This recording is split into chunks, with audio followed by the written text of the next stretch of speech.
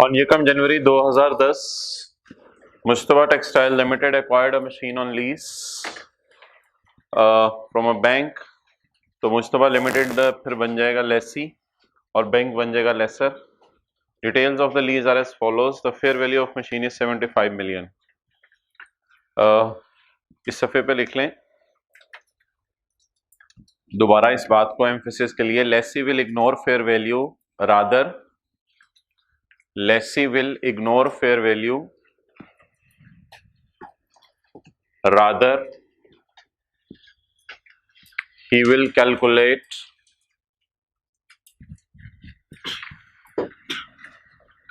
present value of lease payments.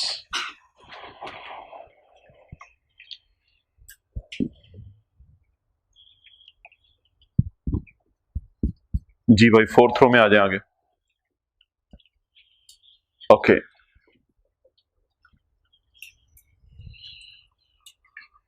ये 75 million का asset किसने खरीदा होगा?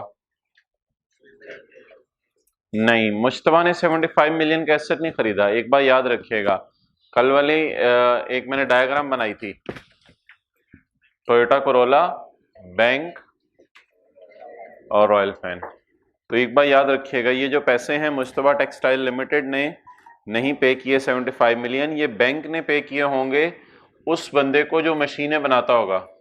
तो बैंक ने मशीन मैन्युफैक्चरर को 75 मिलियन पे किए होंगे. रिवाइज किया करें जाके सारा.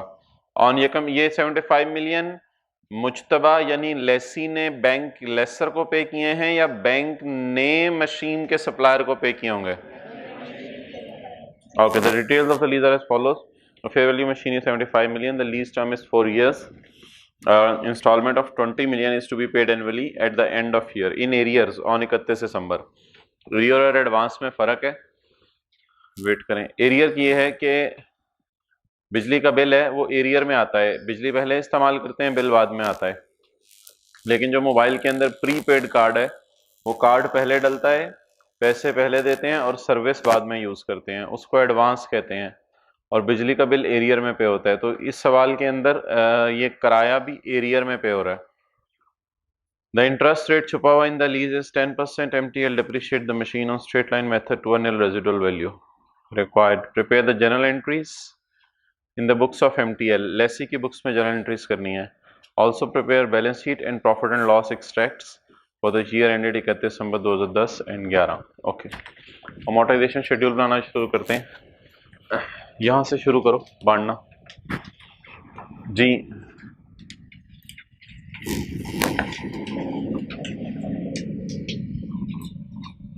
Working one, maybe you call it as lease payments. जो हज़रात कल नहीं आए थे वो भी बात को समझ लेंगे, कोई इतनी मुश्किल बात नहीं है. लीज पेमेंट्स जी, पॉइंट 3 पढ़ के जो हज़रात कल नहीं आए थे वो भी बेशक बता दें कि 20 मिलियन का किराया कितने साल तक पे करना है. पॉइंट 2 और 3 पढ़ के बता दें कितने साल तक? 4 साल तक. तो टोटल लीज की पेमेंट्स कितनी हैं? 4. ₹20 million into 4 is equal to ₹80 million. Okay, now the question is के व्हाट इज द, भाई इधर ये जगह बनाओ एंड तक. भाई आप भी इधर हिम्मत करके जगह बना दो. बैग वो वाला आगे रख दो. और हो जाओ आगे आओ. वाइट शर्ट आगे आए. आप भी white.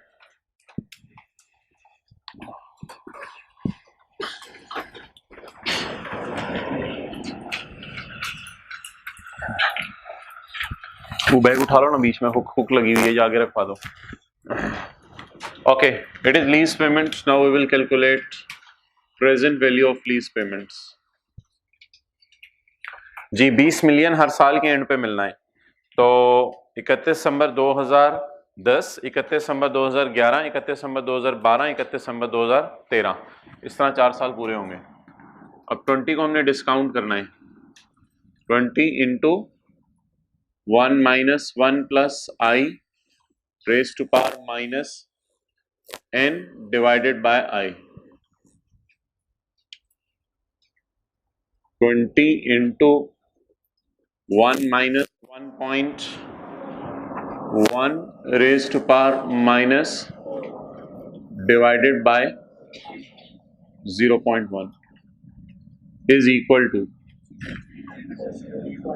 63.40. Now we will start preparing amortization schedule.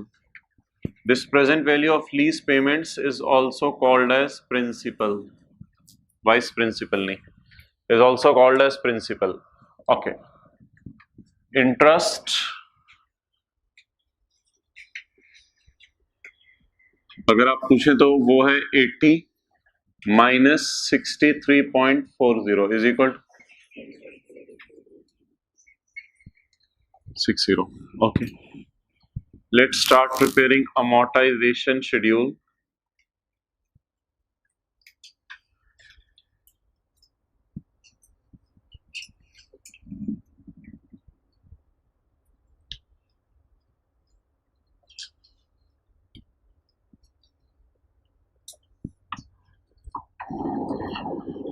यकम जनवरी 2010 बैलेंस इससे आपने स्टार्ट किया करना है 63.40.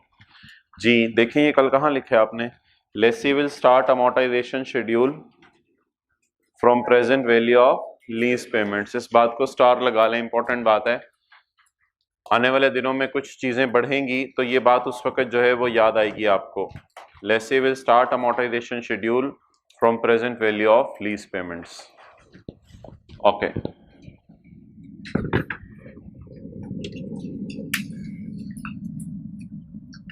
31 दिसंबर 2010 को पहला किराया पे होगा, 31 दिसंबर 2011 को दूसरा किराया पे होगा, 31 दिसंबर 2012 को तीसरा किराया पे होगा और 31 दिसंबर 2013 को चौथा किराया पे होगा.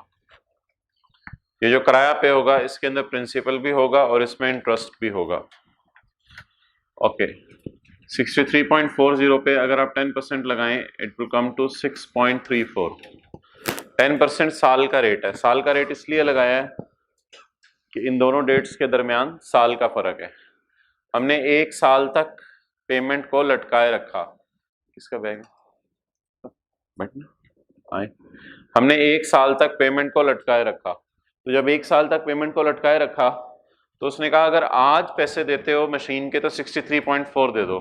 तो 63.4 को एक साल तक जब हमने पेंडिंग पे रखा तो उस पर 10% हमें इंटरेस्ट देना पड़ा 6.34. अब 6.34 इंटरेस्ट था लेकिन हम पे कराए 20. तो इसका मतलब है बाकी प्रिंसिपल की मद में पे किया. We have paid the remaining in respect of principal 13.66.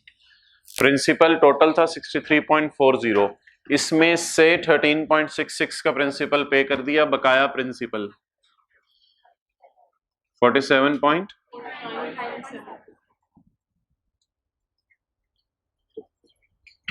Okay. अब 49.74. मुझे ये बताएं बैलेंस शीट के अंदर प्रिंसिपल की मद में लायबिलिटी 2010 के एंड पे कितनी नजर आएगी?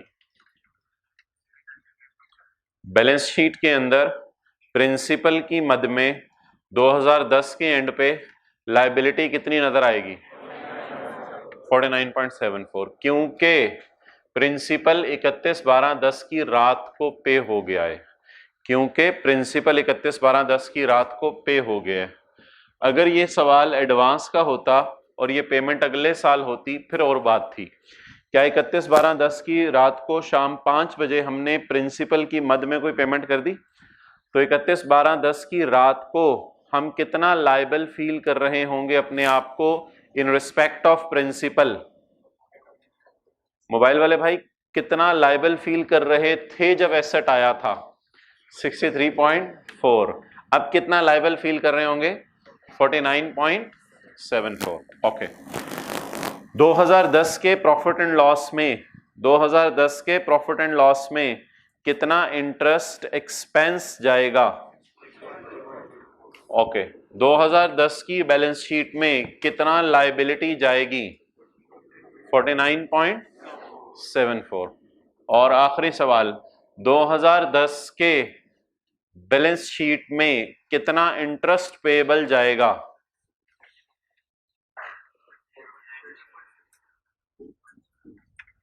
कितना इंटरेस्ट पेएबल जाएगा बैलेंस शीट में? 6.34 इंटरेस्ट पेएबल जाएगा। वो लोग हाथ खड़ा करें पहले। 0 जाएगा वो हाथ खड़ा करें। भाई ये तो पे हो गया है ना, तो जब पे हो गया तो फिर बैलेंस शीट में नहीं जाएगा।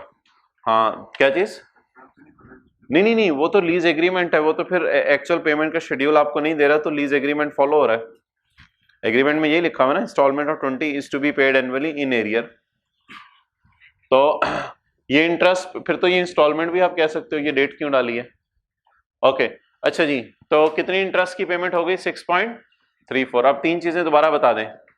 2010 की बैलेंस शीट में कितना प्रिंसिपल पेएबल जाएगा? 49.74। 2010 की बैलेंस शीट में कितना इंटरेस्ट पेएबल जाएगा? 0 पेएबल है ही नहीं, पे हो गया। और 2010 के प्रॉफिट एंड लॉस में कितना इंटरेस्ट एक्सपेंस जाएगा? 6.34। प्रॉफिट एंड लॉस में एसेट की डेप्रिसिएशन भी जाएगी, उस पर बाद में बात करेंगे। ओके लेकिन ये 49.74 डायरेक्ट नहीं जाएगा बैलेंस शीट में। 49.74 बैलेंस शीट में डायरेक्ट नहीं जाएगा। क्यों? इसको अलग करना पड़ेगा। इस 49.74 में से जितना 2011 में पे कर देंगे उसका नाम रखेंगे, और जो 2012, 13, 14, 15, 16, 17, 18 का इकट्ठा होगा उसका नाम रखेंगे नॉन करंट पोर्शन। तो इस लाइबिलिटी को बैलेंस शीट में फुल पे शो करेंगे या करंट नॉन करंट में स्प्लिट करके शो करेंगे? करंट नॉन करंट में स्प्लिट करके शो करेंगे। आखिरी दफा पूछ रहा हूं, दोबारा बता दें, प्रिंसिपल बैलेंस शीट में कितना जाएगा? इंटरेस्ट पेएबल 0 जाएगा, और प्रॉफिट एंड लॉस के अंदर जो है वो इंटरेस्ट एक्सपेंस 6 और एक और चीज प्रॉफिट एंड लॉस में जाएगी, डेप्रिसिएशन, वो भी कैलकुलेट कर लेंगे। ओके 49.74 उसने मांगा, हमने फिर साल इंतजार करवाया। 49.74 उसने मांगा, हमने फिर साल इंतजार करवाया जी। कितना बन गया?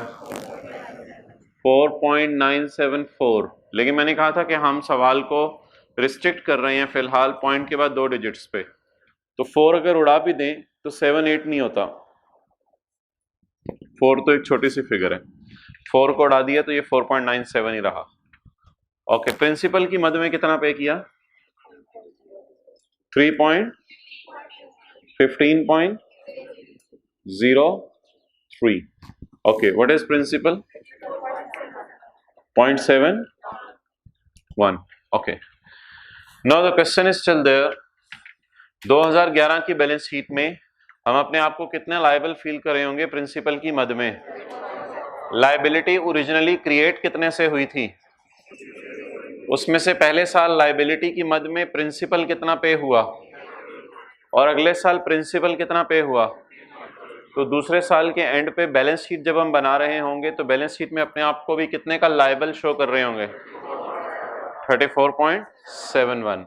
और 2011 के प्रॉफिट एंड लॉस में इंटरेस्ट एक्सपेंस कितना जाएगा, और 2011 की बैलेंस शीट में इंटरेस्ट पेएबल कितना जाएगा? 0 जाएगा। ओके 3.471। अगर 1 को उड़ा भी दें तो 7 कहता है उड़। ओके 16.53, 18.18। ओके 18.18 के ऊपर जब आप परसेंटेज लगाएंगे तो डेट विल कम टू 1.818। अब जब आप 8 को उड़ाएंगे तो 1 जो है वो 2 हो जाएगा, यानी 8 अपना वजन रखेगा और 1 को जाते हुए हिला के जाएगा। इधर 1 था, 1 गया तो 7 ने कहा जा। तो 8 बड़ी फिगर है, 5 से ऊपर की है या 5 या 5 से ऊपर की है, इसलिए इसको क्या कर देंगे 2। अब 20 माइनस 1.82,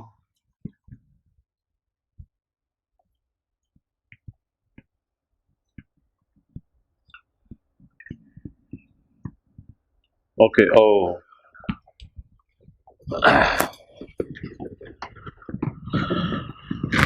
तो लेट्स सी अमोर्टाइजेशन शेड्यूल कहां से बनाना शुरू करेगा? present value of lease payments. Okay.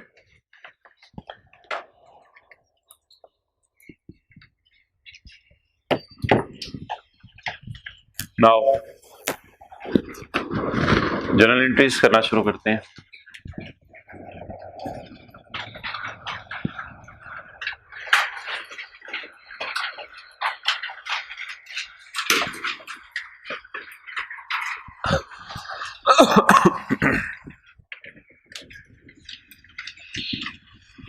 इकतीस दिसंबर 2010 के साल की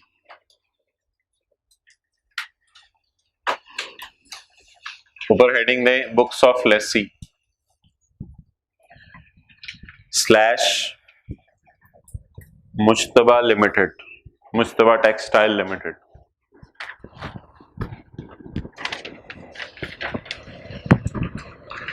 बुक्स ऑफ लेसी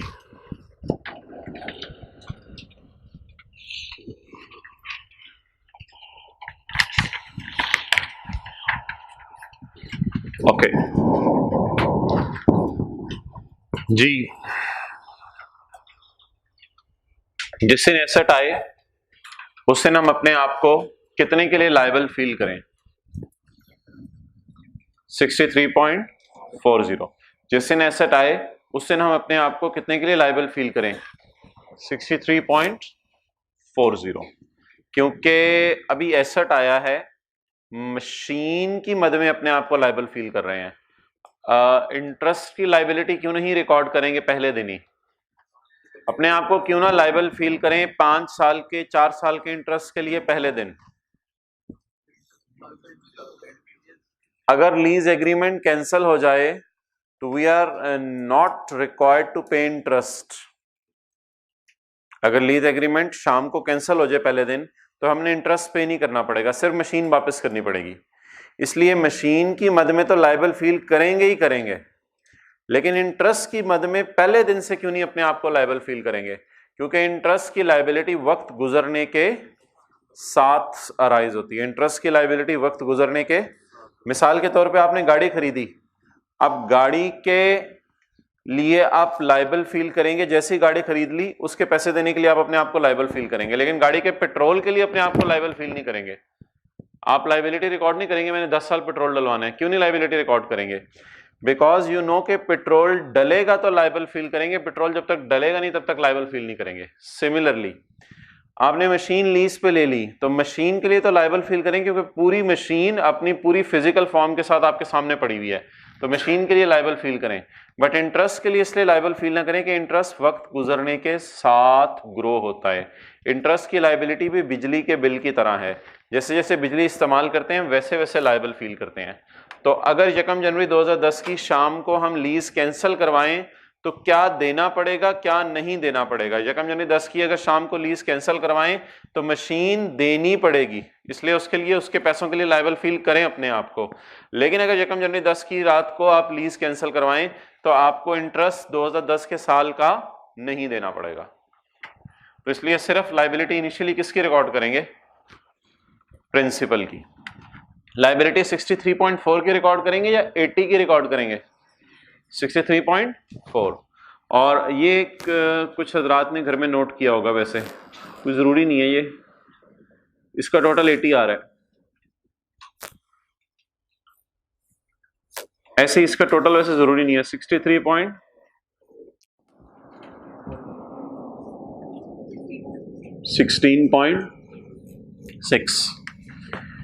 80 के प्रिंसिपल को हमने स्प्लिट कर दिया है, 80 के इंस्टॉलमेंट्स को हमने स्प्लिट कर दिया है 63.4 के प्रिंसिपल में और 16.6 के इंटरेस्ट में। टोटल हमने कितना पे करना है 4 सालों में? 80। उसमें से कितना प्रिंसिपल की मद में पे करना है और कितना इंटरेस्ट की मद में पे करना है? 16.6। और इंटरेस्ट डिक्रीज क्यों करता जा रहा है? क्योंकि लायबिलिटी हमारी कम होती जा रही है, इसलिए इंटरेस्ट हर आने वाले साल के अंदर हम कम पे कर रहे हैं। ओके, तो जैसे ही मशीन आए तो आप ये एंट्री कर सकते हैं, अभी नोट नहीं करनी। 1 जनवरी 2010 की डेट डाल के, ये 31/12/10 को मैंने बॉक्स इसलिए लगाया कि ये मैंने साल लिखा है, डबल बॉक्स बेशक कर देते हैं, ये साल है। या अगर आपने ऐसा लिखना है तो ऐसे भी लिख सकते हैं, 2010। ओके, 1 जनवरी 2010 ये एंट्री हमने नहीं किया करनी, एंट्री ये है, लेकिन इन अल्फाज से नहीं किया करनी बिकॉज इससे पता नहीं चलेगा ये लीज का सवाल चल रहा है। Machine debit payable credit, entry तो यही बनती है, इसके अलावा और कोई एंट्री नहीं है। 63.40 मशीन डेबिट पेएबल क्रेडिट, इसकी जगह एंट्री होगी मशीन की जगह लीज्ड एसेट को लेने के लिए राइट ऑफ यूज, मशीन को 4 साल तक इस्तेमाल करने का हक। एसेट डेबिट, एसेट ही है, ये भी एसेट नेचर का अकाउंट है, नॉन करंट एसेट है, ये बैलेंस शीट में भी नजर आएगा। Right of use of machine भी लिख सकते हैं आगे। Right of use debit, payable नहीं, फिर पेएबल और आम लाइबिलिटीज में फर्क नहीं पता चलेगा। इस लाइबिलिटी का नाम होता है lease liability. Right of use debit, lease लाया बिल्ली, बिल्ली लेके आया, लाया बिल्ली टी, चाय पिलाई। Right of use debit, lease liability credit. तो एक्वायर्ड नरेशन, मैकीन मशीन है ना, acquired machine on lease, machine lease पे ले ली, ये पहली एंट्री होगी। Asset debit liability credit. 31/12/10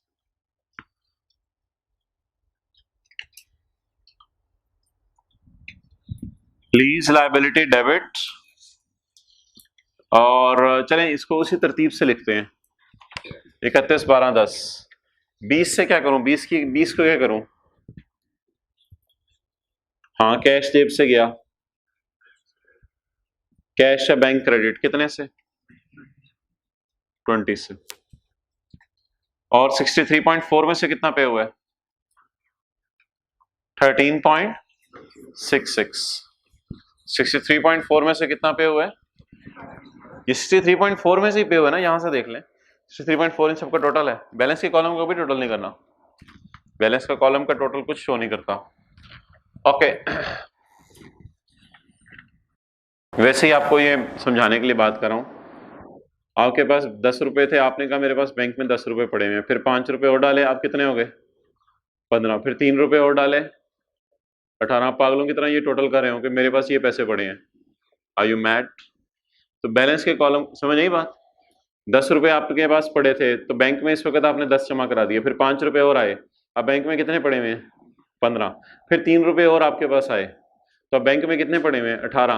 अब आप बैलेंस के कॉलम का भी टोटल करके खुश हो रहे हैं, भाई ये भी शायद मेरे पास ही पड़े हुए हैं, तो बैलेंस के कॉलम का टोटल करने की जरूरत नहीं है। ओके, कैश चला गया,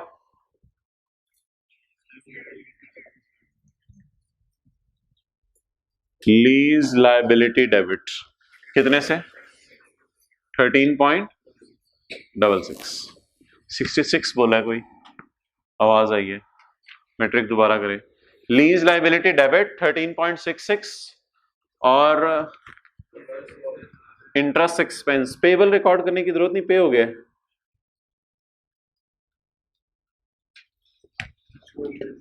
6.34।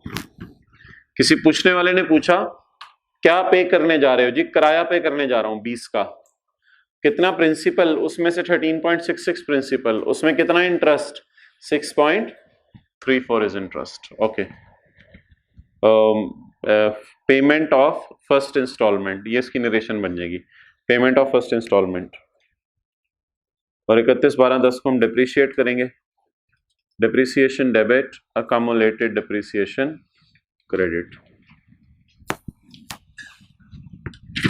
चलें जी नोट,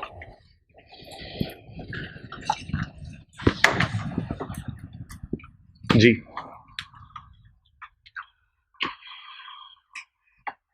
भाई कैप वाले भाई वो ना जरा ऊपर कर दें, खड़े होना पड़ेगा सीट पे।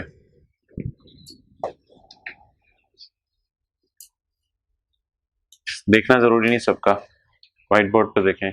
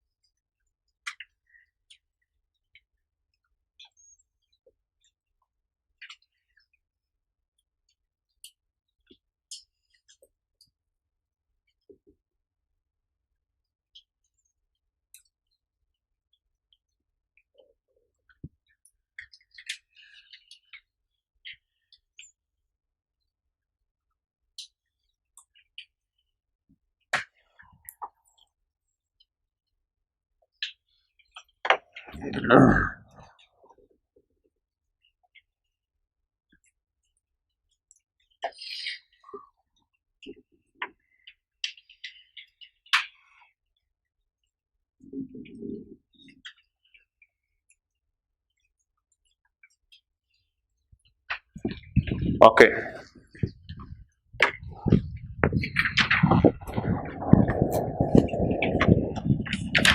जी, MTL depreciate the machine on सीधा लकीर तरीका to a nil residual value।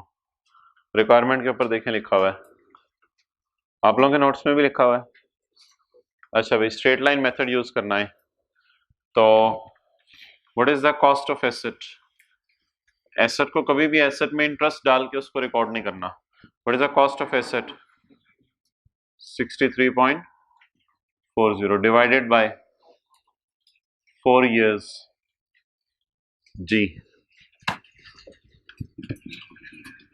15.85।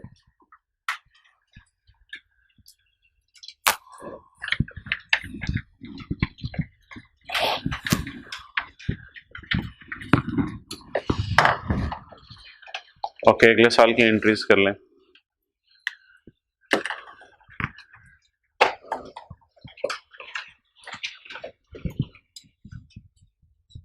जी जी, मैं इसके ऊपर भी बात करूंगा, इसके ऊपर बात करूंगा। रूल क्या है? लाइफ गिवन नहीं है ना? गिवन है? नहीं गिवन ना, इस पे बात करूंगा मैं।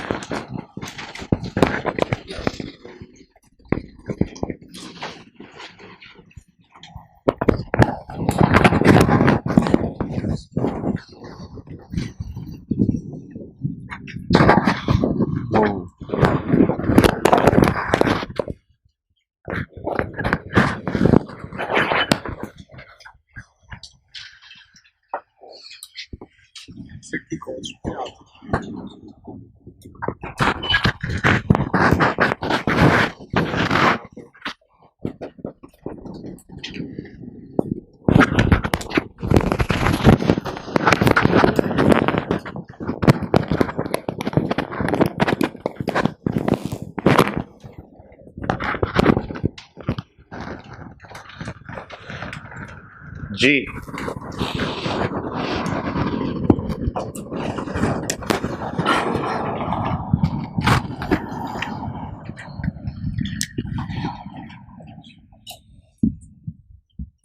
दो 2011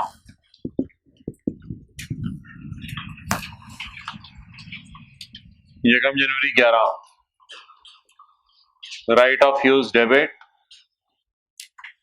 लीज लायबिलिटी क्रेडिट 63.4। क्यों स्टूडेंट? अगले साल दोबारा एसेट लीज पे नहीं लिया। जब अगले साल एसेट दोबारा लीज पे नहीं लिया तो इस एंट्री करने की जरूरत नहीं है। We have already recorded the liability. कोई चीज उधार पे खरीदी जाती है तो उधार एक ही दफा रिकॉर्ड किया जाता है। हाँ, बाद में उधार की पेमेंट रिकॉर्ड की जाती है, बाद में उधार की पेमेंट रिकॉर्ड की जाती है। तो अगर एक चीज उधार पे ली है तो उसको एक ही दफा रिकॉर्ड करेंगे कि ये उधार देना है बस, और मशीन आ गई बस। तो इसके बिल मुकाबिल अगले साल कोई एंट्री नहीं होगी। आप लोगों ने तो इधर नीचे नोट की होंगी, खैर है, कोई मसला नहीं, क्रॉस लगाने की जरूरत नहीं थी। ये 2 एंट्रीज होंगी अगले साल, लेकिन अमाउंट्स जो है वो देखनी पड़ेंगी। 31/12/11 पे खड़े होके जब हम किराया पे करेंगे तो देखने में वो किराया होगा लीगल फॉर्म, बट हकीकत रियलिटी ये होगी, सब्सटेंस ये होगा कि हम किराया पे नहीं कर रहे होंगे, हम थोड़े से पैसे जो लीज लाइबिलिटी थी 63.4 की उसकी मद में पे कर रहे होंगे, डेट इज 15.03, और बकाया पैसे इंटरेस्ट की मद में पे कर देंगे, नहीं पे कर दिए, इस बीच में पड़े हैं 4.97, और 31/12/11 को उसी तरह ऐसे डिप्रीशिएट होगा।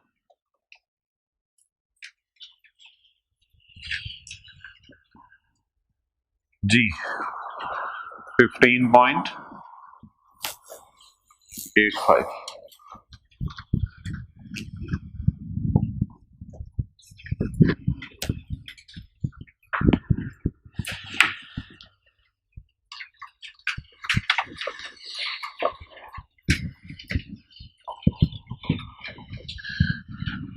इसी तरह 12 की एंट्रीज हो जाएंगी। कैश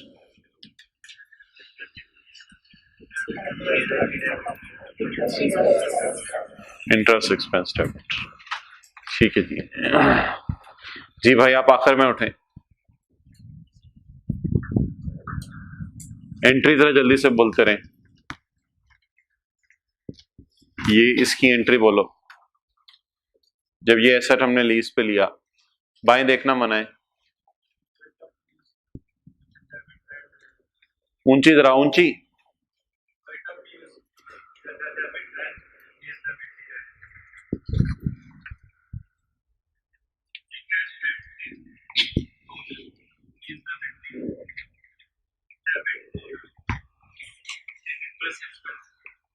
बेड से अगले भाई।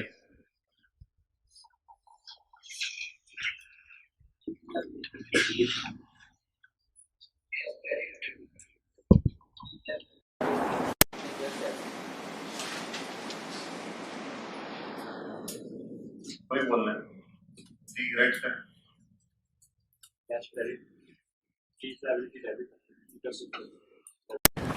अब बैलेंस शीट और प्रॉफिट एंड लॉस बनाने की तरफ आ जाते हैं।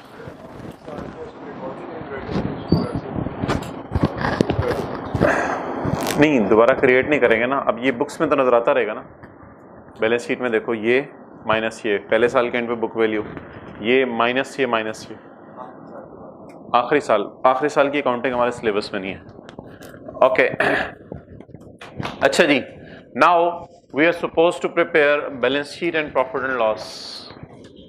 बैलेंस शीट बनाएंगे, profit and loss. Okay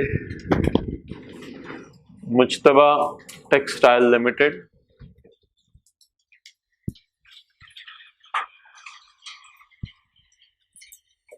statement of comprehensive income जिसे आप प्रॉफिट एंड लॉस कहते हैं,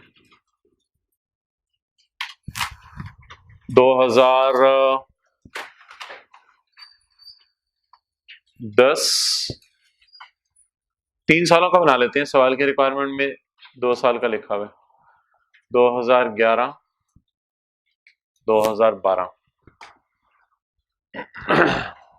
ओके नंबर 1, लेसी एसेट को यूज कर रहा है, एसेट वैल्यू लूज कर रहा है तो उसको डेप्रिशिएट किया जाएगा। एंड नंबर 2, लेसी एसेट को पैसे उधार पर पे कर रहा है तो late payment, Aahista Aahista payment की वजह से लेसी को इंटरेस्ट पे करना पड़ेगा। तो प्रॉफिट एंड लॉस में क्या क्या चीजें नजर आएंगी? Number 1, interest expense slash finance cost, FR1 पढ़ा हुआ है, interest expense slash finance cost, final account पढ़ा हुआ है। ओके FR1 में खत्म हो गया है। Okay finance cost interest expense का दूसरा नाम है। And next we will charge depreciation expense. ये हमारा ओन्ड एसेट नहीं है, इसलिए आगे समझने के लिए लिख सकते हैं राइट ऑफ यूज एसेट, ये हमारा ओन्ड एसेट नहीं है, राइट ऑफ यूज एसेट।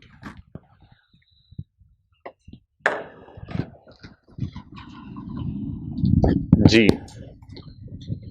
बोले 10 के साल का इंटरेस्ट 10 में पे हो गया। ठीक है, कुछ लोग शर्मा रहे थे। 10 के साल का इंटरेस्ट 10 में पे हो गया, ये 6 10 के आखिरी दिन पे हो गया ना। ये बातें बड़ी इंपॉर्टेंट है, direct profit loss balance sheet बनाना है। 11 के साल का इंटरेस्ट 11 में पे हो गया, ठीक है। अच्छा, ये किस साल का इंटरेस्ट है, यहां से पता चलेगा।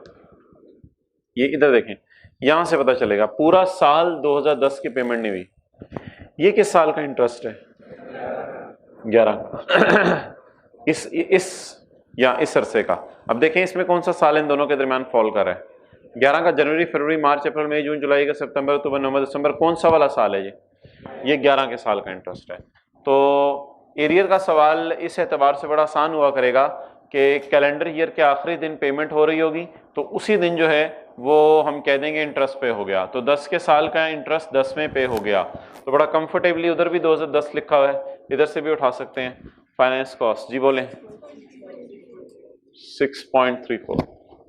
11 के साल का इंटरेस्ट 11 के आखिरी दिन, 11 के साल का इंटरेस्ट 11 के आखिरी दिन पे हो गया जी। कितना, ये बार बार जरा बात बोलनी है। 11 के साल का इंटरेस्ट 11 के आखिरी दिन पे हो गया। 12 के साल का इंटरेस्ट 12 के आखिरी दिन पे हो गया। ओके, वैसे ही मैंने अपने समझने के लिए 3 साल की बनाई है, ज्यादा बनाने की जरूरत नहीं। 12 के साल का इंटरेस्ट 12 के आखिरी दिन पे हो गया। ओके, डिप्रिसिएशन 15.85 नोट कर ले।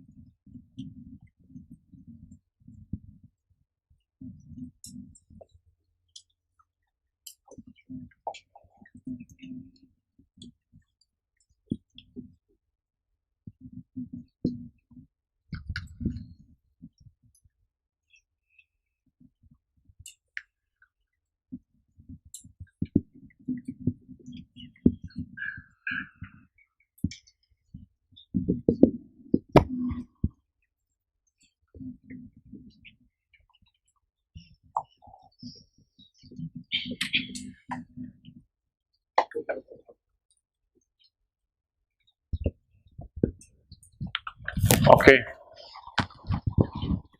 अब बैलेंस शीट की तरफ मूव करें। MTL statement of financial position, balance sheet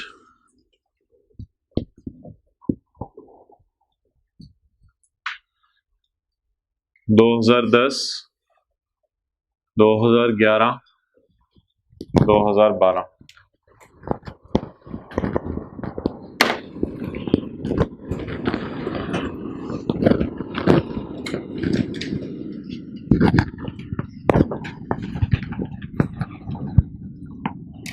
okay.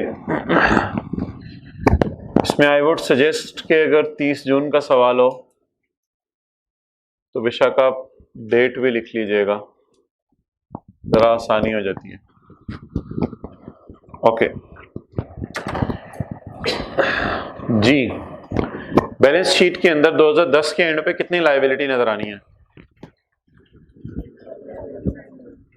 49.74। Balance sheet में कितनी लायबिलिटी नजर आनी है, ये जरा फोकस करना है, ये इंपॉर्टेंट बात है। बैलेंस शीट के अंदर 2010 में के शुरू में लायबिलिटी क्रिएट कितने पे हुई थी? उसमें से रिवर्स कितनी हो गई और बैलेंसिंग कितनी बची? तो 2010 की रात को अगर हम अपने आप को 63.4 के लिए लायबल फील करेंगे तो हम पागल होंगे, क्योंकि हमने ऑलरेडी कितना पे कर दिया है। तो 2010 की रात को अपने आप को कितने के लिए लायबल फील करे होंगे? इन तीनों का जरा टोटल करके देखें, इन तीनों का 15.03, 16.53, 18.18, इन तीनों का टोटल करके देखें। 15.03, 16.53, 18.18, 49.74। तो what is the year wise breakup of 49.74? 49.74 में से कितना 2011 में पे कर देंगे? 15.03। इसमें से कितना 12 में पे कर देंगे? इसमें से कितना 13 में पे कर देंगे?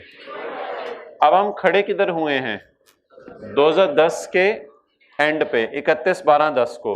तो 31/12/10 पे अगर हम खड़े हैं तो 11 में कितना पे करना है और 12-13 में कितना पे करना है? इसको कौन सा पोर्शन कहेंगे? करंट। 10 के एंड पे खड़े होके जो पे करना है करंट। और इसको क्या कहेंगे? Non current. इसको क्या कहेंगे? एक साल के अंदर अंदर जो पे करना है। हम 10 में खड़े हैं अभी, आप बल्कि इसको ये भी छोड़ दें, हम कहाँ खड़े हैं? 2010 के एंड पे। अगर हम 10 के एंड पे खड़े हैं तो जो 11 में पे करना है उसको क्या नाम रखेंगे? करंट। और जो इसके बाद पे करना है उसका नाम नॉन करंट। ओके, तो उसमें आपने किया ये करना है कि जो हमारा साल की पेमेंट होगी, ये हमारे साल की पेमेंट है, हमारे साल की पेमेंट के नीचे लाइन लगा दिया करनी है अपने समझने के लिए। बेशक उस पर लगाना जरूरी नहीं है, एक हवाई लाइन बेशक समझ लें। हमारे साल की पेमेंट के नीचे लाइन लगा दिया करनी है, और हमारे साल की पेमेंट के नीचे लाइन लगा के जो एक साल के अंदर पे करना होगा उसे कह दिया करेंगे करंट, और जो एक साल के बाद पे करना होगा उसे कह दिया करेंगे non current. Okay, it is current and it is non current. 14 भी हो सकते हैं, 15 भी हो सकते हैं, 16 भी हो सकते हैं, जितने सारे साल हैं नीचे उनको इकट्ठा कर देना है। तो इसको करंट और नॉन करंट के अंदर हमने बाइफरकेट कर दिया। लेकिन ये बात अभी आपको बेशक लिखने की जरूरत नहीं है, क्योंकि ये सिर्फ 2010 के लिए मैंने किया, 11 के लिए फिर मैं मिटाऊंगा, दोबारा करूंगा। तो सिर्फ फोकस कर लें इधर। तो असूल क्या है? 10 की पेमेंट के नीचे लाइन लगा देनी है। बोलें, 2010 की बैलेंस शीट बना रहे हैं तो 10 की पेमेंट के नीचे लाइन लगानी है। कुछ लोग गलती से ऊपर लाइन लगा देते हैं, ऊपर लाइन लगा देते हैं तो फिर हमारे साल की पेमेंट उसमें रिकॉर्ड नहीं होती। पेमेंट के बाद जो बचेगा उसी को पेबल कहते हैं। तो पेमेंट के नीचे लाइन लगाने से काम होगा, ना कि पेमेंट के ऊपर लाइन लगाने से काम चलेगा। तो बताएं बैलेंस शीट बनाने के लिए क्या करना है? हमारे साल की पेमेंट के नीचे, हमारे साल की पेमेंट के नीचे जब आप लाइन लगा देंगे तो इसका मतलब है हमारे साल की पेमेंट रिकॉर्ड हो गई। तो बाकी क्या है फिर? अगर हमारे साल की पेमेंट के नीचे लाइन लगा दी तो फिर नीचे क्या पड़ा हुआ है? बाकी पेएबल। अब जो पेएबल में एक साल के अंदर अंदर वाला है वो, और एक साल के बाद वाला, हमारा साल कौन सा है? तो 11 वाला, और 12, 13, 14, 15, 16, 17, 18 वाला नॉन करंट। ओके, अब बता दें 2010 की बैलेंस शीट के अंदर नंबर 1 एक तो जाएगी नॉन करंट लायबिलिटी और एक जाएगी current liability. Non current liability में लीज लायबिलिटी भी लिख सकते हैं, लीज ऑब्लिगेशन भी लिख सकते हैं। लीज लाइबिलिटी का लॉस भी लिख सकते हैं, लीज ऑब्लिगेशन का लॉस भी लिख सकते हैं, लेकिन इधर लॉस लिखना है current portion of lease obligation. ऊपर लिखना है लीज ऑब्लिगेशन और नीचे लिखना है current portion of lease obligation. अच्छा जी, एक साल के अंदर अंदर कितना पे करना है? 15.03। अच्छा, अब कैलकुलेटर पर इन दोनों को जमा करें। 34.71। कुछ लोगों की नजर इधर जा रही होगी, ठीक है, वैसे ये भी बराबर ही आया करेगा, लेकिन कॉन्सेप्ट लेने के लिए बस इसी पे रहें। 16.53 प्लस 18.18 कितना बन गया? 34.7।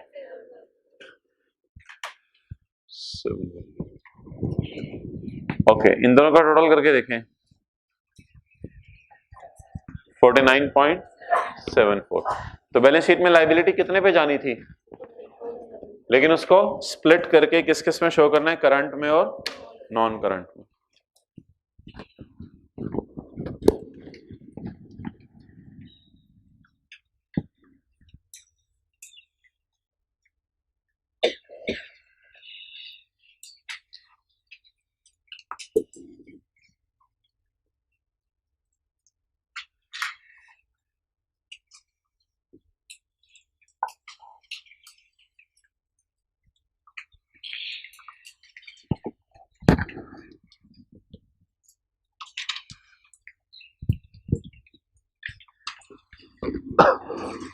Lease obligation, current portion of lease obligation.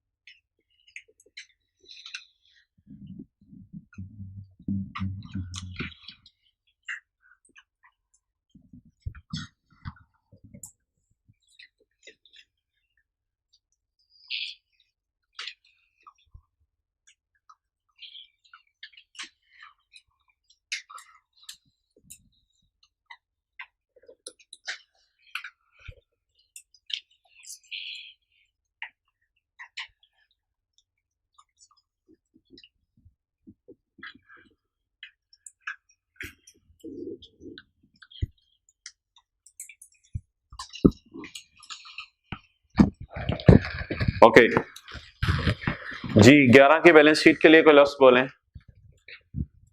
11 की बैलेंस शीट बनाने के लिए 11 की पेमेंट के नीचे इसलिए लाइन लगानी है कि जब पेमेंट पे हो जाएगी तो बाकी नीचे पेएबल बचेगा। बैलेंस शीट में पेमेंट जाती है या पेएबल जाता है? पेएबल जाता है। तो 11 की बैलेंस शीट बनाने के लिए क्या करेंगे, 11 की पेमेंट के नीचे लाइन लगा देंगे। 2010 में, हाँ, एसेट्स को मैं नॉन करंट एसेट अभी मैं शो करता हूं, पहले मैं लायबिलिटी खत्म करने लगा हूं। अभी इधर मैं लिखूंगा नॉन करंट एसेट्स, फिर उसमें राइट ऑफ यूज शो करूंगा। वो इकट्ठा ही शो करेंगे, अभी इस पे फोकस करें फिर।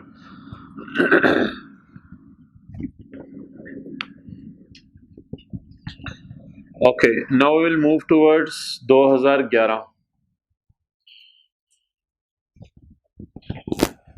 जी।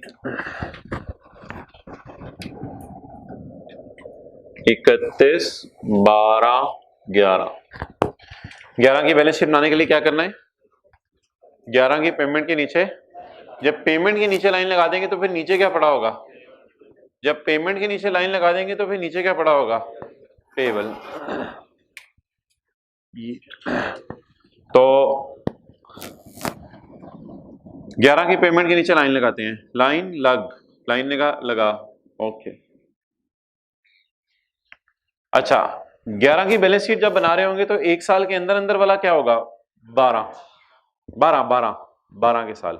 11 की बैलेंस शीट जब बना रहे होंगे तो 12 का साल क्या होगा, करंट, और 13, 14, 15, 16, 17 नॉन करंट। तो 11 की बैलेंस शीट जब बना रहे होंगे तो 12 वाला किस में चला जाएगा, करंट, और 13, 14, 15, 16 नॉन करंट में चला जाएगा। तो बताएं, अब कुछ नहीं करना, अब सोचना कोई नहीं, अब वहां से फिगर्स उठानी है। तो 12 के अंदर जो पे करना है उसे हम क्या कहेंगे? Current portion. और जो बाद में पे करना है नॉन करंट। ओके जी भाई, एक साल के अंदर अंदर कितना पे करना है? 16.53। और एक साल के बाद 18.18।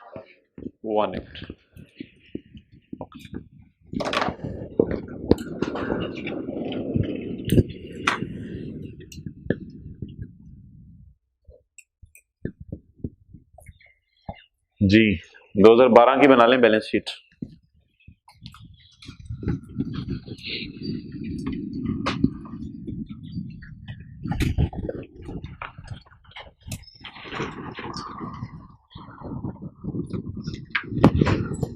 बुक है, बुक लेके आओ पुरानी वाली। हाँ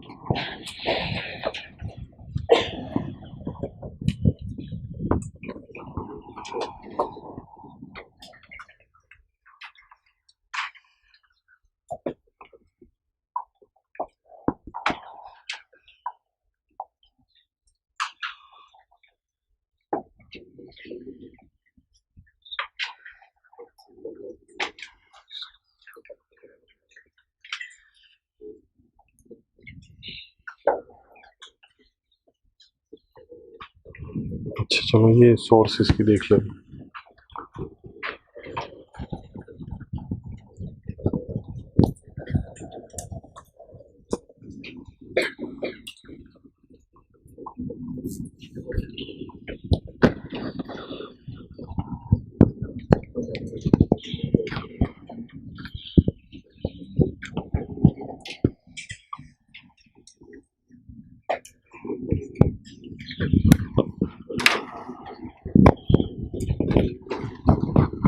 ओके, किस साल की बैलेंस शीट बनने लगी है?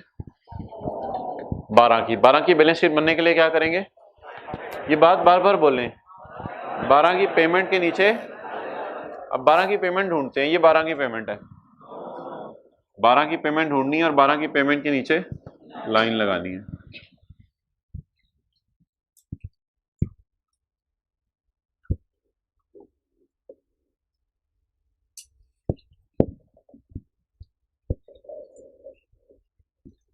बारह की पेमेंट, ये 12 की पेमेंट के नीचे लाइन लगा दे। जब 12 की पेमेंट के नीचे लाइन लगा दी तो नीचे क्या पड़ा होगा? पेएबल। तो 13 में जो पे करना है उसे क्या कहेंगे? करंट, क्योंकि 12 के साल के लिए 13 का साल क्या है? करंट, और बाकी नॉन करंट। तो इसमें सिर्फ करंट ही मारने इस साल में 18.18। Oh no non current.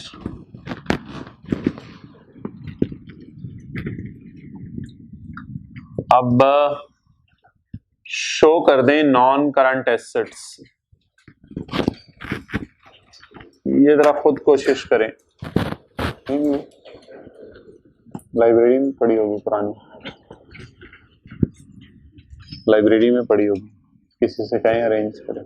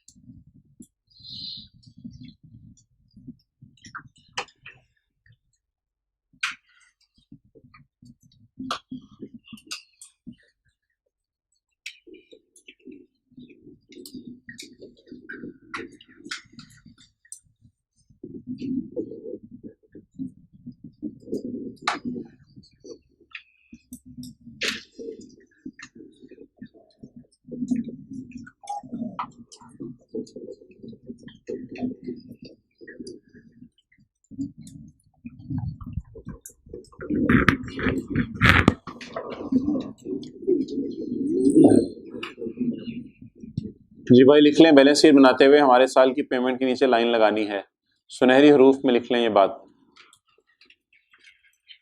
बल्कि इसको एक और बात भी आने वाले दिनों में करनी है, उसको साथ ही मिला के लिख लें। बैलेंस शीट और लीज का नोट बनाने के लिए, बैलेंस शीट और लीज, मादरी जबान बोलते हैं तो लिखते हुए शर्मा ना करें। बैलेंस शीट और लीज का नोट बनाने के लिए हमारे साल की पेमेंट के थल्ले नीचे मादरत लाइन लगाएंगे। बैलेंस शीट और लीज का नोट बनाने के लिए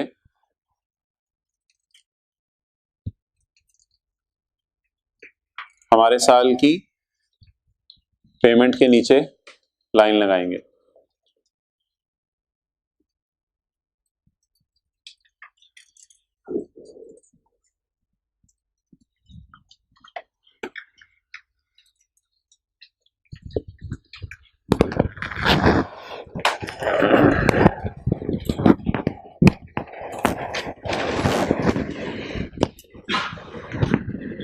ओके, नाउ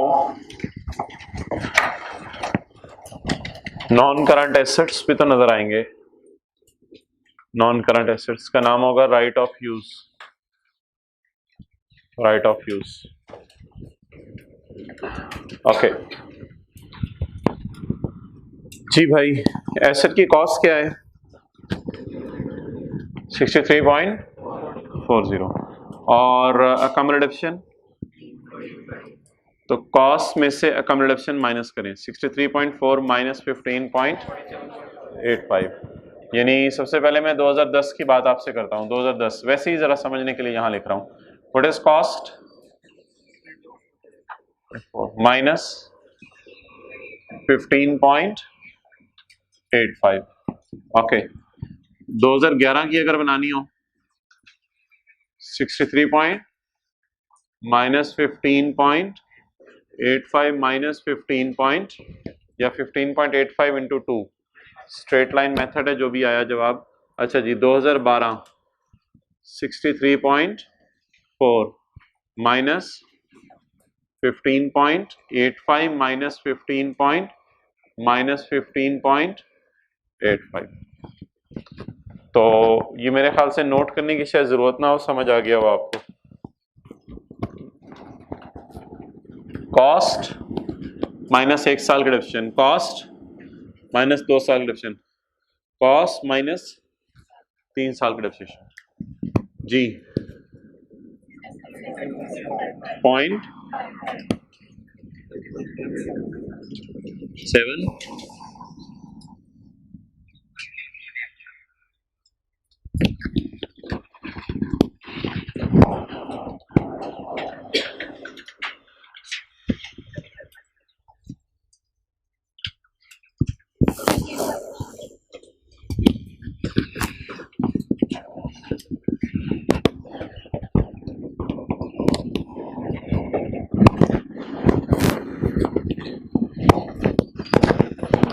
तो 3 चीजें आई हैं बैलेंस शीट में, current liabilities, non current liabilities और नॉन करंट एसेट्स।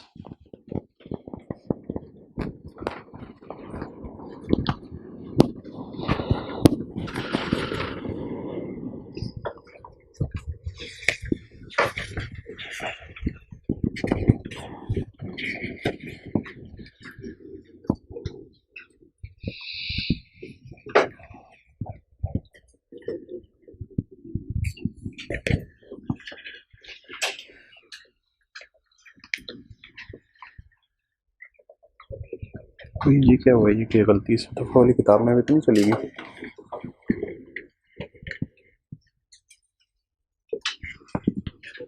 चलेगी होगी। अच्छा अभी ऐसा करो कि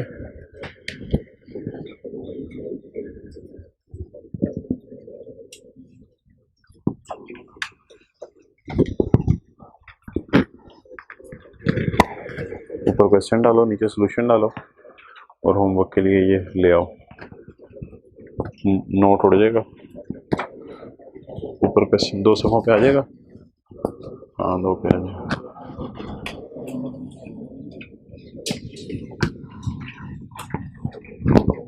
ऊपर लिख देना लेक्चर 1 और 2 होमवर्क हेडर में। हाँ अब 2 भी आज हो ही गया ना। 1 और 2 ब्रैकेट में होमवर्क इसी तरह डब्बा बना के क्वेश्चन डाल दो, नीचे सोल्यूशन डाल दो।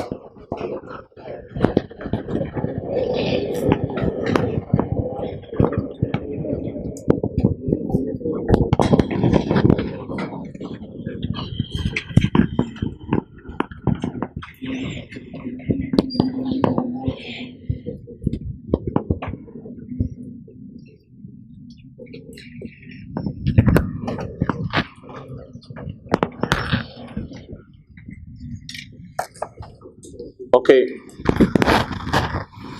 अब याद कर लें ज़बानी, और इसको बार बार रिवाइज करना है। आने वाले दिनों में चीज़ें थोड़ी बढ़ेंगी, तो अभी से अगर याद रहेंगी तो अच्छा होगा। लेसी 3 किस्म के होते हैं, आने वाले दिनों में हम देखेंगे, उन सब की बैलेंस शीट डिफरेंट बनती है। और लेसर 2 किस्म के होते हैं, उन सब की बैलेंस शीट, उन दोनों की बैलेंस शीट डिफरेंट होती है। तो आखिरी दिन ऐसा होगा कि लेसी 3 किस्म के होंगे, लेसर 2 किस्म के होंगे, तो 5 टाइप्स हो जाएंगी। तो उन 5 टाइप्स में profit and loss balance sheet different तरीके से बनता है। तो इसलिए हमें ये याद रखना ज़रूरी है आज पहले दिन से ही कि लेसी के profit and loss balance sheet में क्या होता है। तो उसे घर जाके आपने ज़बानी याद करना है। लेसी की प्रॉफिट एंड लॉस में क्या होता है? इंटरेस्ट, एक्सपेंस और डेप्रिसिएशन। और लेसी की बैलेंस शीट में क्या होता है? Lease obligation. लीज ऑब्लिगेशन, हाँ, उसमें उसका करंट पोर्शन और नॉन करंट पोर्शन अलग अलग नजर आता है। और लेसी की बैलेंस शीट में क्या होता है? Right of use asset, non current assets में नजर आता है। लेसी की बैलेंस शीट में एक और चीज़ भी होती है जो कल हम शो करेंगे, वो इंटरेस्ट पेएबल होता है। वो इंटरेस्ट पेएबल करंट लाइबिलिटीज में नजर आता है। वो तब नजर आता है जब एडवांस का सवाल होगा। अभी आज एरियर का सवाल है, तो इंटरेस्ट पेएबल अगर मैं इधर लिखूंगा कल, तो फिलहाल इंटरेस्ट पेएबल 000 लिखा जा सकता है क्योंकि इंटरेस्ट पेएबल है ही नहीं। तो लेसी के प्रॉफिट एंड लॉस में क्या जाता है? क्योंकि एसेट इस्तेमाल कर रहे हैं उसकी डेप्रिसिएशन, पैसे फौरन नहीं दे रहे इसलिए उनका इंटरेस्ट। और लेसी की बैलेंस शीट में एसेट इसलिए शो होता है कि उसने एसेट ले लिया है, और लायबिलिटी इसलिए शो होती है कि उसने एसेट के पैसे नहीं दिए। हैन ले एग्स ही आजकल, हैन ले एग्स। तो लीज ऑब्लिगेशन ले इंटरेस्ट। ऑब्लिगेशन है ना, पे नहीं करे तो क्या क्या क्या इससे पैदा होगा? इंटरेस्ट। और asset gives, asset less depreciation. तो बैलेंस शीट में लीज ऑब्लिगेशन पड़ी हुई है इसलिए प्रॉफिट एंड लॉस में क्या पैदा हो रहा है? इंटरेस्ट। और बैलेंस शीट के अंदर एसेट पड़ा हुआ है इसलिए प्रॉफिट एंड लॉस में क्या पैदा हो रहा है? डेप्रिसिएशन पैदा हो रही है। अब शायद याद रहेगा आपको। ओके डेप्रिसिएशन के ऊपर डिस्कशन कर लेते हैं आज कि डेप्रिसिएशन कैसे कैलकुलेट करनी है। It's over. कैसी थी लेसी की अकाउंटिंग? हो जाएगी माशाल्लाह।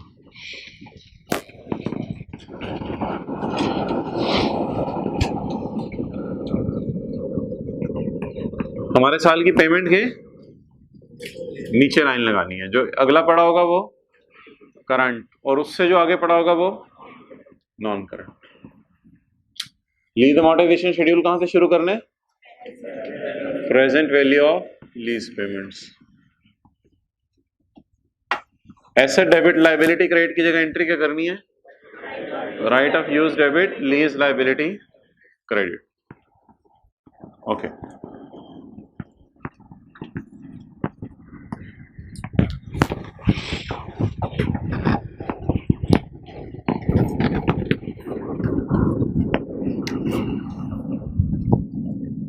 डिप्रिसिएशन कैसे कैलकुलेट करनी है?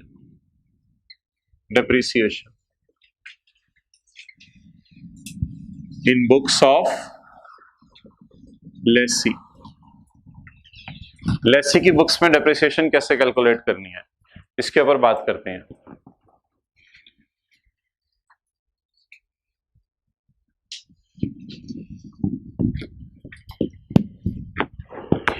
एग्जाम्पल नंबर 1,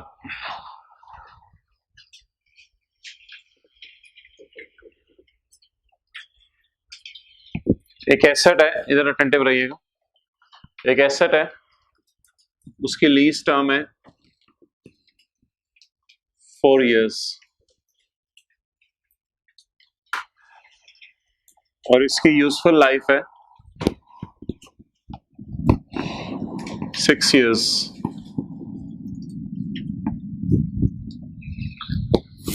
हम बैंक के पास गए, हमने बैंक को कहा कि ये जो है वो हमें मशीन अरेंज करा दो।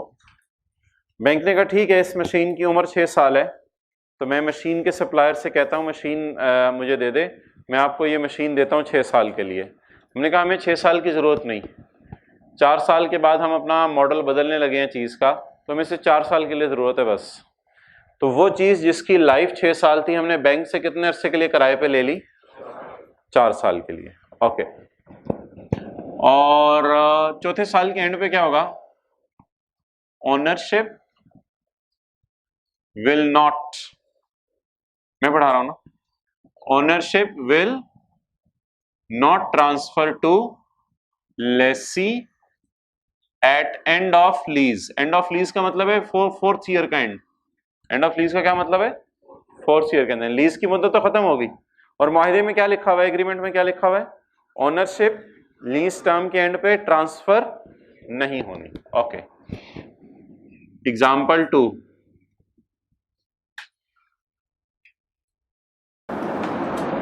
लीज टर्म 8 साल, यूजफुल लाइफ 10 साल। अच्छा, एक चीज है जिसकी उम्र कितनी है? 10 साल। हमने जाके किराए पे कितने साल के लिए ली? 8 साल के लिए। हमने बैंक से मुआहिदा लिखा, उस मुआहिदे के अंदर हमने लिखवाया 8वें साल के एंड पे क्या बनेगा? बैंक ने कहा भाई जिस चीज को तुमने 8 साल इस्तेमाल किया है वो ऑलरेडी बूढ़ी हो गई है तो ये बुढ़ापे के 2 साल है, 9वां और 10वां साल। तो उस वक्त तुम थोड़े से पैसे देके या मुफ्त में, चलो जो भी एग्रीमेंट हो, तुम थोड़े से पैसे देके या मुफ्त में, आमतौर पे थोड़े से पैसे बैंक मांगता है, तो 8वें साल के एंड पे थोड़े से पैसे देके खरीद लेना और 9वें 10वें साल किराया पे ना करना, बस ये चीज तुम्हारी है। या चलो तुम मेरे पुराने कस्टमर हो, 8वें साल के एंड पे चीज मैं तुम्हें दे ही दूंगा, 9वें 10वें साल भी तुम एंजॉय करना आप बताएं लेसी 8 साल क्या पे करेगा? किराया। और 8वें साल के एंड पे या मुफ्त में उस चीज को ले लेगा और 2 साल इस्तेमाल करेगा, या हो सकता है लेसर थोड़े से पैसे लेके बेच दे आपको तो एग्रीमेंट में लिखा हुआ था ओनरशिप will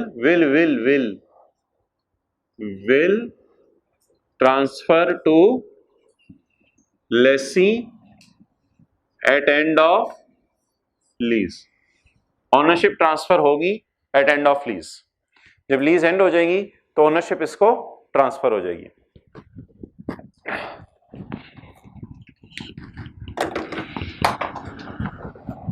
या स्लैश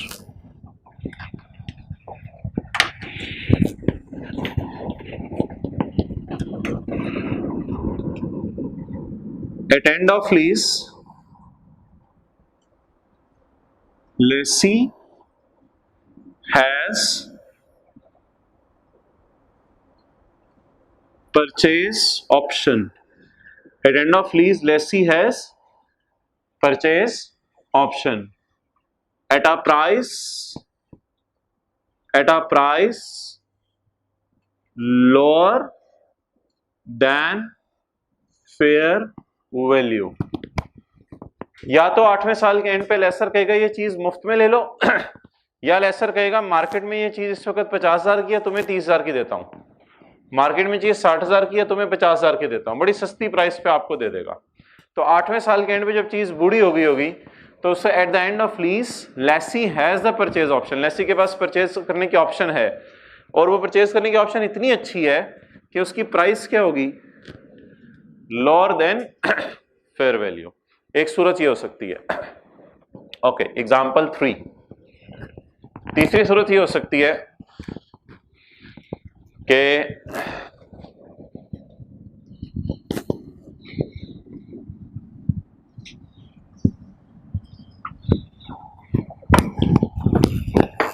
यहां से वाज़े पता चल रहा है कि ये लाइट ऑफ है। अच्छा, यहां से वाज़े पता चल रहा है कि ओनरशिप क्या हो रही है, ट्रांसफर नहीं हो रही। और यहां से क्या वाज़े पता चल रहा है, यहां से वाज़े तो पता नहीं चल रहा, बट कई दफा नीला काले पे हावी हो जाता है। वो इतना खूबसूरत लिखा हुआ है उसने कि तुम्हें मैं चीज किस पे दे दूंगा तो ज्यादा चांस है कि हम इसको क्या पसंद करेंगे, खरीदना पसंद करेंगे, और 9वें 10वें साल भी हम इस्तेमाल करेंगे। अच्छा जी, इस सूरत में हम कितने साल इस्तेमाल करेंगे, आखिरी 2 साल किसको वापस कर देंगे, बैंक को। बैंक को आखिरी 2 साल वापस कर देंगे, क्योंकि ownership will not transfer to lessee at end of lease. इसमें हम कितने साल इस्तेमाल करेंगे, 8 साल किराया देके इस्तेमाल करेंगे, फिर अगले 2 साल या मुफ्त में मिल जाएगी या बाजार से कम पैसों में भी मिल सकती है। ये ऑप्शन है हमारे पास, सवाल में लिखो, दोनों बातें लिखी हो सकती हैं, दोनों की ट्रीटमेंट सेम होगी। और तीसरा किस्म का सवाल ये आ सकता है, example 3। Lease term 7 years and useful life 9 years। Okay, बस ये सवाल था। अब ऐसा सवाल आया तो हमने इसको खंगाला, ऊपर नीचे दाएं बाएं करके देखा, तो इस सवाल में से कुछ भी नहीं निकला। तो ये सवाल खामोश है। अब इसमें पता नहीं चल रहा कि 7वें साल के एंड पे क्या बनना है, 7वें साल के एंड पे क्या बनना है। तो अब क्वेश्चन क्या है कि हम इसमें क्या अजम्पशन लेना बेहतर है कि 7वें साल के एंड पे लेसर उसको दे देगा बाकी 2 साल के लिए, बैंक उसको दे देगा, या 7वें साल के एंड पे वापस करनी पड़ेगी चीज़, वापस करनी पड़ेगी चीज़। देने वाली बात एज्यूम नहीं करनी, वापस करनी पड़ेगी चीज़। चीज़ अमानत है, 7 साल का एग्रीमेंट हुआ हुआ है, किराया पे करेंगे और 7वें साल के एंड पे उसको वापस कर देंगे। इस सिनेरियो को कहेंगे साइलेंट। तो अब इनको डील कैसे करना है पेपर में। Depreciation in the books of Lesi, ownership is expected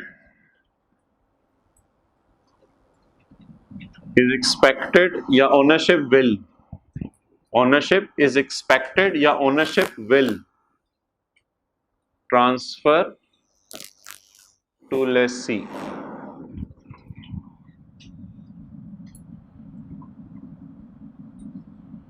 ownership is not expected या will not, is not expected, ownership is not expected to,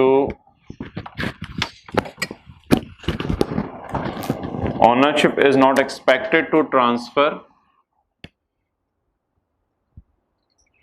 to lessee। will भी कर सकते हैं, आसान कर लें, ownership will not, ownership will not transfer to lessee।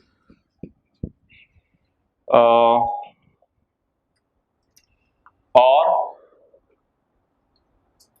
question is silent about transfer of ownership, question is silent about transfer of ownership। अच्छा जी, अब आप जरा अटेंटिव रहें। Ownership will transfer to lessee, ownership transfer, अब देखें logic, ओ भाई CA कर, let's, ownership will transfer to lessee, lessee को ओनरशिप मिल जाएगी। अब क्या करे लेसी, फिर डेप्रिशिएट कैसे करे, depreciate over,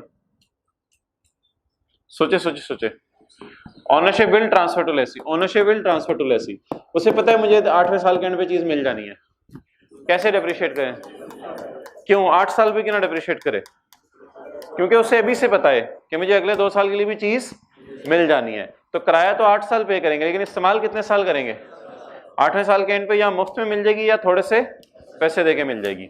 ownership will transfer to lessee at end of lease, lease कब एंड होनी है? 8वें साल के एंड पे। उसके बाद क्या बनेगा? 2 साल। हमें ये चीज, जब हमें ये चीज मिल जाएगी तो फिर हम पहले दिन से पता है कि ये चीज हमें मिलनी है। क्यों? एग्रीमेंट में लिखा हुआ है। ये एग्रीमेंट पहले दिन बन जाता है। एग्रीमेंट में लिखा है, जब एग्रीमेंट में लिखा हुआ चीज हमें मिल जानी है तो फिर ये हमारी है। जब हमारी है तो इसको 8 साल में डेप्रिशिएट करें, 10 साल में डेप्रिशिएट करें, तो डेप्रिशिएट ओवर नहीं, ओवर 10 ईयर्स नहीं, रूल पूछ रहा हूं। Depreciate over useful life. इसको किस पे डेप्रिशिएट करना है? यूजफुल लाइफ पे। Okay. Ownership will not transfer to lessee. इधर देखिए, किराए पे कितने साल के लिए ली और लाइफ कितनी है? Ownership will not transfer to lessee. Lessee को ओनरशिप नहीं मिलनी, लेसी को ओनरशिप नहीं मिलनी चौथे साल के एंड पे। अगले 2 साल फारिग बस। लेसी सिर्फ कितने साल इस्तेमाल कर सकता है? 4 साल। तो कैसे डेप्रिशिएट करें?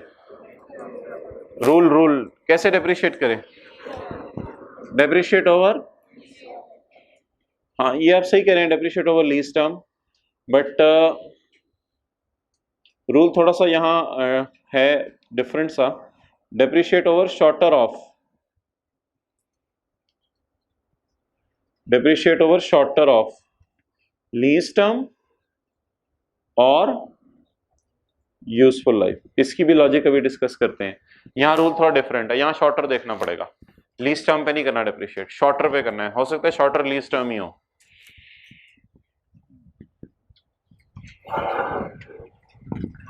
रूल लिख लें, फिर इन एग्जांपल्स को सॉल्व करना शुरू करते हैं। रूल लिख लें, फिर इन 3 एग्जांपल्स को सॉल्व करेंगे। You have 3 minutes.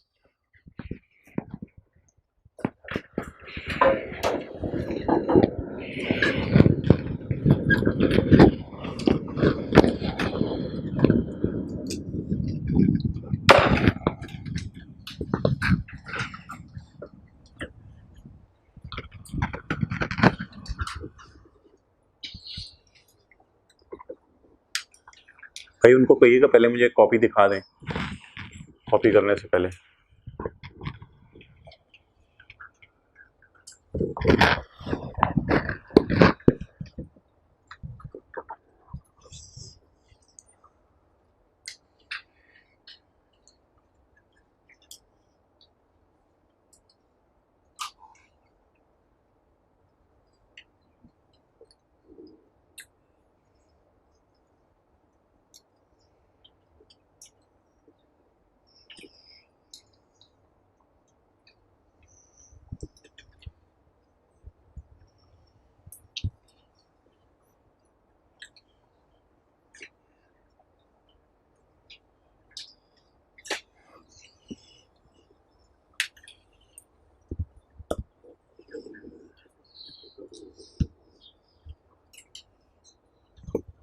क्या हाल है?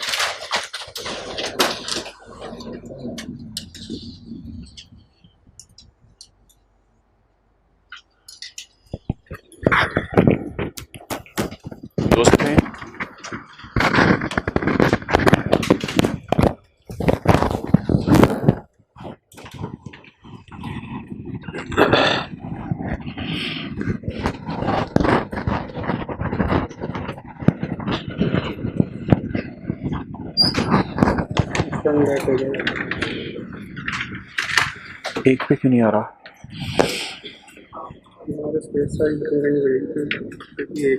फिर भी नहीं आएगा।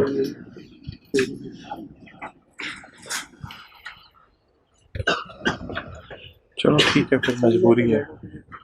ठीक है, करा दो। रिक्वायरमेंट बदल दी, दिखा दो। जी भाई, तीनों सवालों में बता दें कितने सालों में डेप्रिशिएट करना है।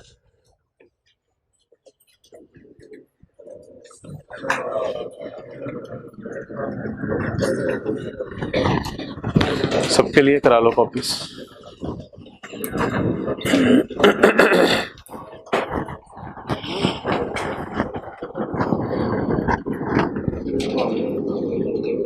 ओके जी,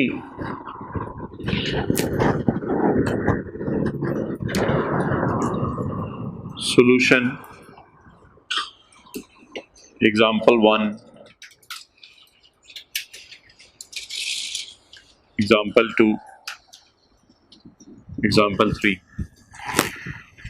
जी भाई, पहला सवाल देखें, ownership will not transfer to lessee. ये तो बड़ा लॉजिकल सा है वैसे।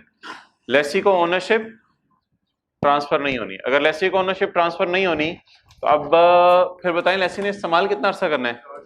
4 साल। लेकिन ओनरशिप ट्रांसफर नहीं होनी, इसमें थोड़ा सा एक टेक्निकल बात है कि डेप्रिशिएट करने शॉर्टर ऑफ लीज टर्म और useful life. Okay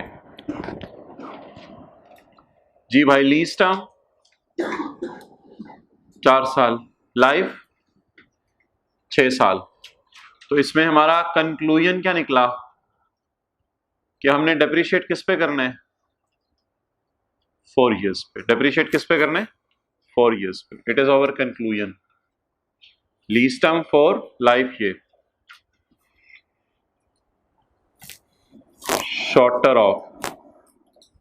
shorter of lease term और लाइफ। तो कंक्लूजन क्या निकला? 4 साल पे डेप्रिशिएट करेंगे क्योंकि शॉर्टर ये है। Okay, example 2, ownership will transfer to lessee at the end of lease. Ownership will transfer हो जाएगी। Ownership will transfer to lessee at the end of lease. 8वें साल के एंड पे ट्रांसफर हो जाएगी।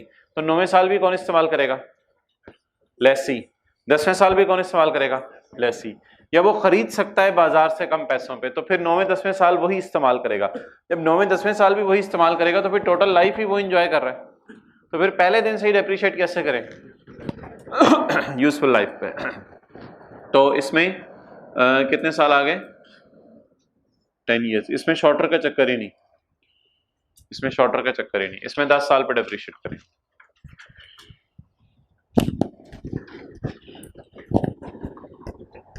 ओके, नेक्स्ट, क्योंकि ये क्या है? Useful life. जी इधर question is, if question is silent तो क्या करना है? Depreciate over shorter of what? देखे ना, ये इसी जैसा सिनेरियो बन रहा है। ओनरशिप विल नॉट ट्रांसफर, इसमें हम यही अज्यूम करेंगे ओनरशिप उसे ट्रांसफर नहीं होगी। तो अब फेस ऑफ इट पे क्या लग रहा है कि हमने कितने साल इस्तेमाल करना है? 7। ठीक है, अब सवाल में लिखा ही नहीं हुआ 7वें साल के एंड पे क्या बनेगा। तो माना कि इस जगह पे कुछ नहीं लिखा हुआ, बट क्या एज्यूम किया जाएगा कि 7वें साल के एंड पे उसको ओनरशिप, अगर 7वें साल के एंड पे उसको ओनरशिप नहीं मिलेगी तो फिर ये वाला सिनेरियो बना। Ownership will not transfer, silent, इससे मिलती जुलती बात लगती है। Ownership will not transfer to lessee. अगर ट्रांसफर नहीं होनी तो फिर रूल क्या है? बोले। इधर शॉर्टर ऑफ का रूल लगाएंगे, शॉर्टर ऑफ 7 और 9। सो कंक्लूजन कितने सालों पे डेप्रिशिएट करेंगे? Depreciate over 7 years।